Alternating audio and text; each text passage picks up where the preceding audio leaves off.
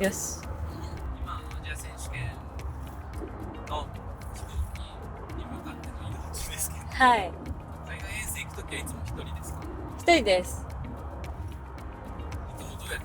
空港まで行ってるんですか？タクシーが多いです。荷物が多いので、なんか結構厳しくて、バスとかでも一人2個までみたいな感じの制限があって、そうなると私基本3つ持っていくので、バスじゃいけないなって。なんか最近はホテルとかも、前は全部オフィシャル一択だったんですけど、食事のこととかいろいろ考えたりとか、それこそ洗濯機ついたら楽だなとかも含めて、自分で周辺のホテル調べて、自分で予約したりとか、っていうのもやり始めました。なんかトライアンドエラーで。今んとこまだエラーはないですけど、ビクビクしながら、いつエラーするからみたいな。取れてなかったあれです。そうですよね。ちょっとそうなったらドキドキですけど。でも今は何でも携帯で調べられるんで、はい、大丈夫かなって思う。でも危ない国とか、そのちょっと怪しいなっていう国は旅行代理店とか頼りながら使い分けれたらいいかなっていう感じです。今回の中国も自分で全部やってるんですか？はい、中国今回はホテルは自分で取って、飛行機は旅行代理店に、はい、お願いします。本当結構体の疲労が強くて、最初の1週間は本当にがっつり落としというか、結構忙しかったのもあったんですけど、がっつり落としてあんまりこう、ハードなトレーニングというよりは、ちょっと循環させる、有酸素運動を軽く入れて、回復させる方に振ったんですけど、でケアも何回か行って、ただそれでもやっぱりあんまり自分の体の感覚的に戻ってこなかったなっていう感じで、今週もほんとちょっとやるだけやって、全体的な方向性としてはまだ回復段階っていう感じだったので、アジア選手権はとにかく怪我なく終われればいいかなというふうな位置づけにしています。もちろんそんな中でも勝負したい気持ちはあるんですけど、今までは疲労が溜まってても関係なく頑張るスタイルでやってきて、ただそれで何回かこう怪我で立ち止まらず得ないことがあったので、もう本当怪我だけは一番避けなきゃいけないっていうことはチームで共通認識があるので、1大会あんまりパフォーマンスが良くないとか結果が出なくとも、その次でリカバリーできれば全然大丈夫だからっていうところで、そういう考え方、取り組みの仕方も本当にだいぶ変わってきたなという感じです。この間マキさんもはい。何も言わないと多分やりまくっちゃうからそうっていう話をしました。そうなんですよ。やっぱりどっちかっていうと、そうやってやってきたのもあると思うんですけど、アスリートは基本的にみんな不安をどう自信に変えるかみたいなところと、こが大きな課題というか、試合中に自信持ってパフォーマンスするために、じゃあこの不安を何で埋めるかっていうと、やっぱり練習とかトレーニングだったり、よくわかんないけど結局やった感みたいなところに行き着くと思うんですよ。やった感がやっぱりなんとなくこう自分の背中を押してくれる力みたいな錯覚にやっぱり陥りやすいので、そうやって私もずっとやってきて、練習は裏切らないなっていうふうに思ってきたんですけど、実際そうじゃないなっていうのを本当最近いろんな取り組みの中で感じることができて、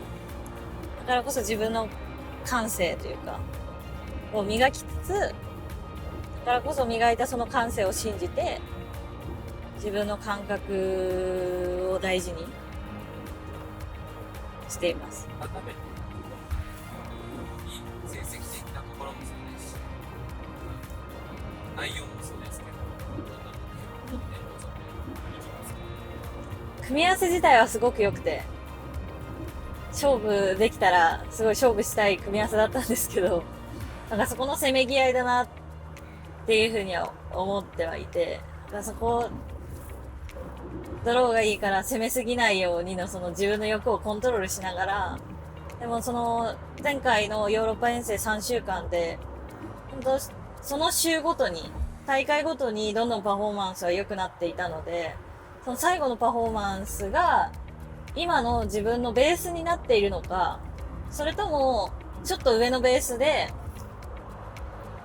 あれはやっぱりちょっとできすぎとは言わないけど、ベースにはなってないのかっていう確認はできるのかなとは思っているので、そこをちょっと確認しつつ、じゃあ自分のベースは今ここなんだなっていう現在地を把握して、その終わった後からの日本の滞在時間6週あるので、そこの強化の方針につなげられたらいいかなというふうに私は思っています。去年ずっと120出ないように 100% で戦っていて、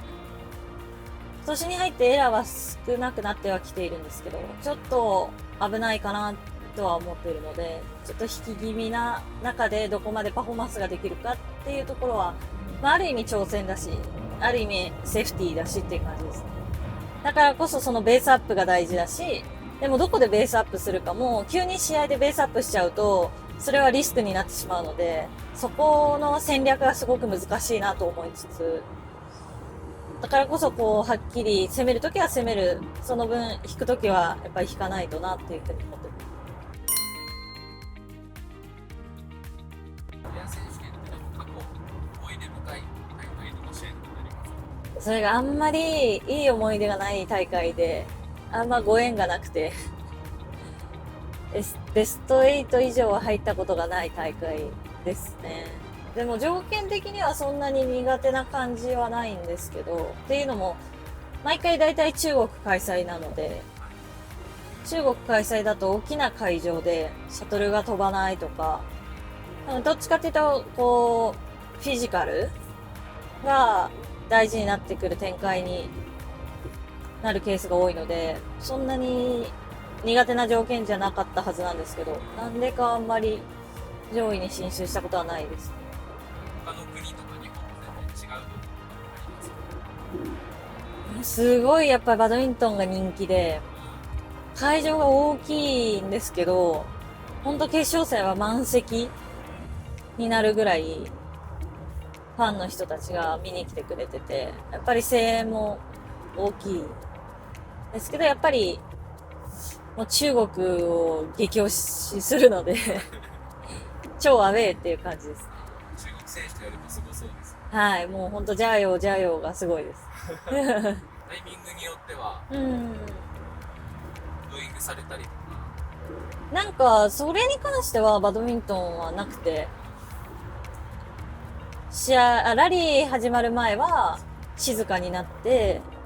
なんかこう、妨害みたいなのは今のところないですね。なんで卓球のその張本くんの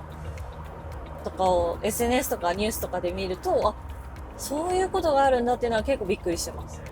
最低限のマナーを守ってスポーツ観戦はしてくれるので、今のところ困ることはなく、ありがたい応援を受けて競技ができてます。試験終わった後の過ごし方っていうか、その後の予定とか計画があれば。はい。今ちょうどやり取りしてる最中なので確定はしてないですけれども、一回がっつり落として完全に気持ちと体をリセットするっていう意味で休んで立ち上げてがっつり強化していくっていうなんとなく流れなのかなというふうに思ってます。2月の強化は4週ぐらいあったんですけれども、その時はまだバドミントンの強化まではいかなくて、コート外の強化で初めてタッチするところにタッチできて、ただ今回はどこまでタッチできるかっていうのはそのやってみなきゃわかんないところはあるんですけど、またコート外のトレーニングを仕上げて、じゃあ次回の強化からそのバドミントンの強化に変わっていくフェーズなのか、今回でもうバドミントンの強化のフェーズに行けるのか、っていうのは自分の体の、状態次第なのかなというふうに思ってます。バドミントンの強化で今ご自身でここはちょっと取り組みたいポイントがあるんですか？やっぱり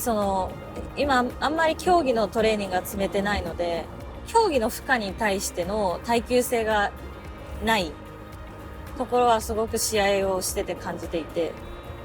だからこそオルレアンの時は結構精神的に頑張れって言って夢中って頑張ったんですけどここはやっぱり競技をしないとついてこない部分だとは思うので、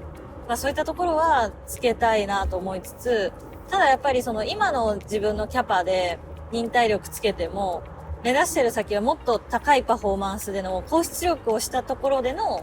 忍耐力、耐久性なので、そこはもう先にやっぱり強度を上げるっていうことが、戦略的には先だねっていうのはチームで認識してるので、そこで耐久性っていうよりもどちらかというとまだ強化をしていく、強度が高いトップパフォーマンスをもっと上げていく、そのキャパを広げていくっていうフェーズなので、そこが積み切れるとようやくそういった耐久性のところに行けるのかな。やっぱりそれができると試合中の駆け引きもすごくゆとりができるというか、勝負だから行きたい。でも勝負かけるときにその耐久性がないと、そこを勝負かけるところまで結構7割とか6割ぐらいで安全に戦っとかないと、その勝負のところで出せないので、そこの駆け引きというか自分のコントロールも結構試合中めっちゃ神経使ってるので、今は。ここができると、ちょっと無理が効く体になってくれると、ここ行きたい、ここもう一回行きたいみたいな、勝負を何回かかけれそうだなっていうところは、今の伸びしろだとは思ってますけど。2026年代ぐらいはこうやって過ごしたいとか。まずは気持ち穏やかに過ごしたいです。もちろん勝負しなきゃとか、こうなってたいっていうなんとなくプランがあって、勝負の世界だとやっぱりそこが絶対そのプラン通りにはいかない時もあると思うので、そういった時にやばいとか焦りだったり不安だったり、いろんなネガティブな感情が出てくると思うんですけど、そういう感情、競技でそういう感情が出てくること自体、私にとっては本当に幸せなこと。変に後ろを振り返ることはしなくとも、でもやっぱり今っていうのがどういう状態なのか、私にとってはすごくありがたいことっていうのは忘れないように、体はリセットしなくても気持ちはリセットするタイミングを忘れないで、穏やかに楽しく過ごせていったらいいなというふうに思ってます。結果がすごく出てた時期を振り返ると、はい、その時はもう結構根詰めてガーってやっていけてたみたいな感じだったんですか？ただ世界ランキング1位になった時は結構万年2位みたいな、決勝には残るけど決勝で毎回負けるみたいな感じだったんですね。その時は自分の中で決勝で勝てないキャラクターになってるのに対してすごくもどかしさを感じてたんですけど、その時に今のマインドだったらもっと決勝の舞台を楽しめたんじゃないかなと思っていて、そのシルバーコレクターも抜け出すきっかけを早くつかめたんじゃないかなっていうのはちょっと思ってます。難しいですけど。難しいです。めっちゃ面白いですけど。だからこそ私もどこまで到達できるのか、昔の自分を超えれるかどうか、それすらもすごく楽しみですし、でも超えられるんじゃないかっていう期待が今すごくあるので、本当に全てがワクワクです。はい、ありがとうございます。鈴木さんなんか聞いてくださいますか？いや、ちょっともう私はシンプルにかっこいいなって思って聞いてただけだったので同じ女性のアスリートね、アスリートじゃないですけど、女性としてかっこいいんです。すいません、的な感想をもらっちゃった。インタビューじゃなくてすいません。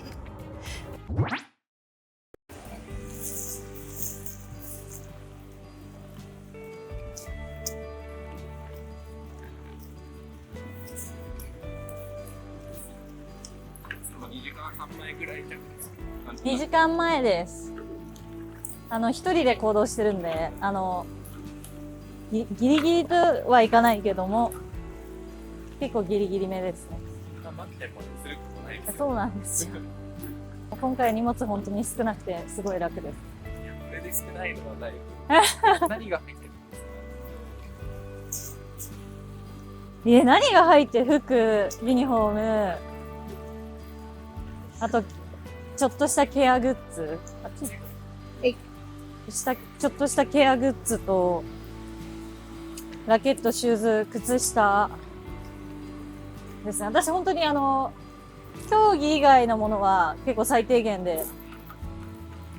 あまり余計なものは持っていかない。でもドライヤーとかは、もう付属よりは自分で、ヨーロッパとかだと、壁に設置されたホースタイプみたいなドライヤーもあるんで、あれはちょっと厳しいです。今回ラケット何本も。今日の朝一受け取ったんですよ。今日の朝一4時50分ぐらい。来てくれたんです。はい。8本ぐらいあるかな、これ。なんとなく。昨日連絡したら、忘れてたーって言ってて。ごめん、今日長野にいるから明日朝一でもいいって言われて。逆に大丈夫ですかみたいな。2時ぐらいに出てる感じですね。かもしれないです。車で届けてくれる。でもさすがに昨日までの練習してたラケットじゃ戦えないなと思って。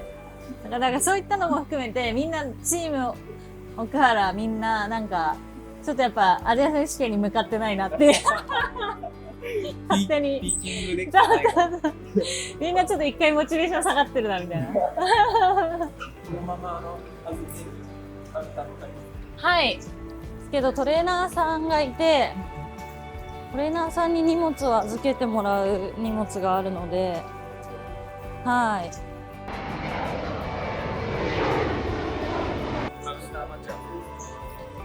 はい。いつもはもう本当に荷物をお願いしないときはバラバラで、ゲートというか飛行機というか向こうで、あ、こんにちはみたいな。チェックインしちゃいます。みんないますね。ここから行きます。行きます。出ます。出ます。出ます。はい、もうやることはないです。